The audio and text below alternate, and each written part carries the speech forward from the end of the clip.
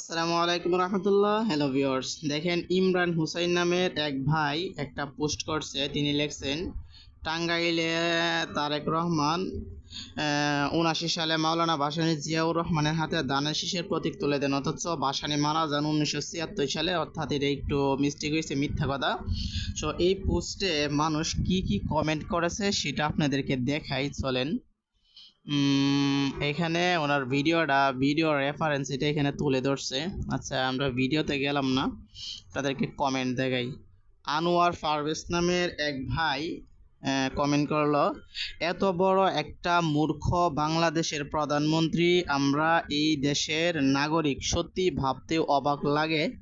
চি চি চি। তারপরেরটা হচ্ছে আহমদ আব্দুল্লাহ, উনি লিখছেন, এজন্যই উনি সংসদে চুপ থাকেন, উনি মুখ খুললেই ভুল কথা বের হয়। আরে ভাই। এরপরে রাফসান জানি আহমেদ জাসি, উনি লিখলেন যে শেখ হাসিনা মিথ্যা বলেছে এমন 2টা প্রমাণ দেন যদি এক বাপের সন্তান হয়ে থাকেন। বাবা, ভাইয়ের কনফিডেন্স হাই। আচ্ছা, এটা বড়গুলো পড়তে ভালো লাগবে না, আপনারা বিরক্ত হইবেন, ছোটগুলোই বলি। গর্ব হয় ওনাকে নিয়ে, কারণ উনি গুছিয়ে মিথ্যা বলতে পারেন। বাবা। এবার তারেক রহমান চ্যাম্পিয়ন হবে দুর্নীতির মামলায়, ইয়াকুব মৃধা।